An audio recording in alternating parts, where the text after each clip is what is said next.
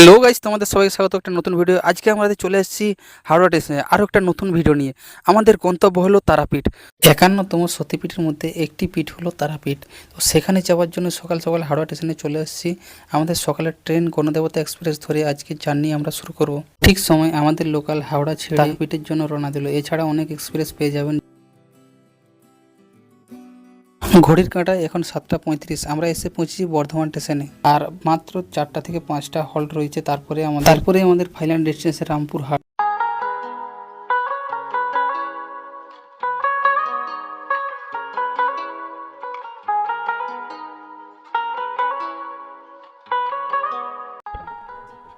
Finally আমরা দেখতে পাচ্ছি রামপুরহাটে পৌঁছে গেছি। এবার এখান থেকে আমরা মা তারার মন্দির যাব।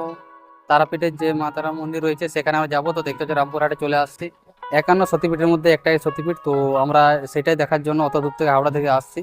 তো এবার রামপুরহাটে পৌঁছে গেছি। এবার বাইরে থেকে কোনো টোটো বা অটো যে কোনো একটা গাড়ি ধরে আমরা যাব মা তারার মন্দির। তো চলো যাওয়া যায়। এই দেখতে পাচ্ছ রামপুরহাট থেকে আমরা বেরিয়ে পড়েছি।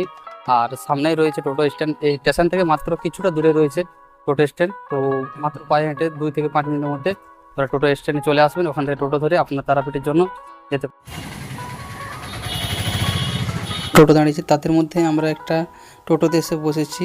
তো শেয়ারিংয়ে এই টোটো ভাড়াটা নিচ্ছে 30 টাকা করে রামপুরহাট থেকে তারাপীঠ মন্দির অবধি। এছাড়া তুমি যদি পার্সোনাল বুক করতে যাও সেখানে 200-250 টাকা পড়বে। তো শেয়ারিংয়ে নিচ্ছে 30 টাকা।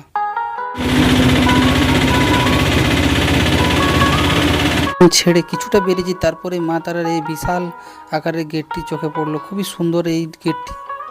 ফাইনালি আমাদের তারাপীঠ মন্দিরের গোড়ায় গেট এনে ছেড়ে দিল। এবার আমাদের ভিতরে যেতে হবে। তারাপীঠ মন্দিরে যাওয়ার আগে জাস্ট গেটটা বের হয়েছি, ভক্তদের যে ভেজাল আর দোকানি চারধারে যত সব দোকান বসে রয়েছে। এখান থেকে আপনারা পুজোর ডালা, আপনাদের ভোগের সামগ্রী সব কিছু এই রোড সাইডে যে দোকানগুলো রয়েছে মা তারাপীঠ মন্দিরে যাওয়ার আগে সেখান থেকে আপনারা করতে পারেন। দেখতে পাচ্ছ আমরাও একটা ডালা নিয়ে নিয়েছি।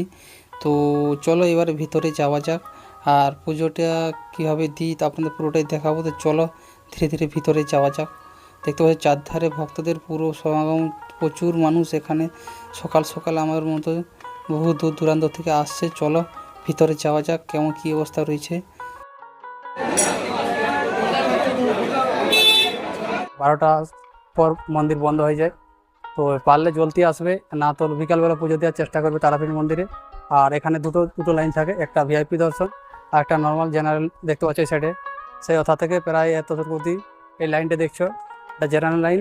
আর এই সাইডে একটা ভিআইপি লাইন আছে যেটা আপনারা 500 টাকার বিনিময়ে এই লাইনে মাত্র 1 থেকে 1.5 ঘন্টার মধ্যে পুজো দিতে পারবেন। তো চাইলে আপনাদের মতো ব্যবস্থা করে নিতে পারেন। অবশ্যই এই মন্দিরে যদি পুজো দিতে আসেন তো শুক্রবার, এই তোমার শনিবার আর মঙ্গলবার বাদ দিয়ে আসবেন, কেন আপনাদের এই 2টা দিন প্রচুর এই মন্দিরে ভেজাল থাকে। তো অবশ্যই পারলে এই 2 দিন অ্যাভয়েড করে অন্য কোনো দিন এখানে পুজো দিতে আসবেন, নাহলে আমাদের মতন আপনাদের লাইনে দাঁড়াতে হবে। ফাইনালি পকেটের ওয়ালেটটা ভালার পর আমরা ফাইনালি জেনারেল লাইনে এসে দাঁড়িয়েছি। তো এবার বসে ঘুমিয়ে যে করে হোক পুজো দেওয়ার চেষ্টা করব।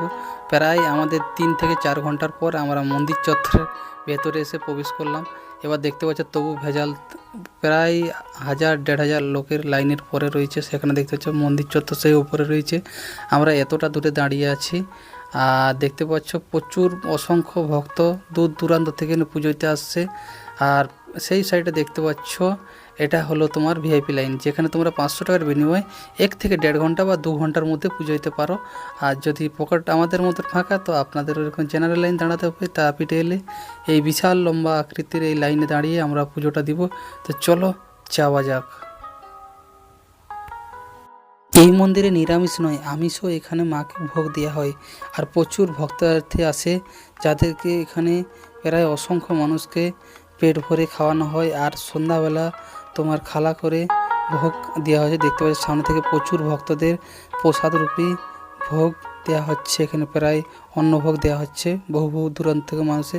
আর আমরা লাইনে দাঁড়িয়ে পুজোর জন্য ভালছি। তো এখনও অবধি মন্দির চত্বরে যাইনি, প্রায় 3:30 বাজতে যায়। দেখতে পাচ্ছ প্রসঙ্গ মানুষকে যে সন্ধে বিকেলের যে ভোগ হয় সেটা আপনাদের এখানে দেখতে পাচ্ছ দান করা হচ্ছে।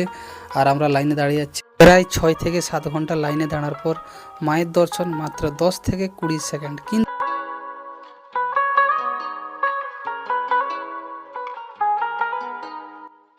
6-7 ঘন্টা লাইনে দাঁড়ানোর পর মায়ের দর্শন মাত্র 10 থেকে 20 সেকেন্ড, কিন্তু এই দর্শনটি মন ছুঁয়ে যাবে।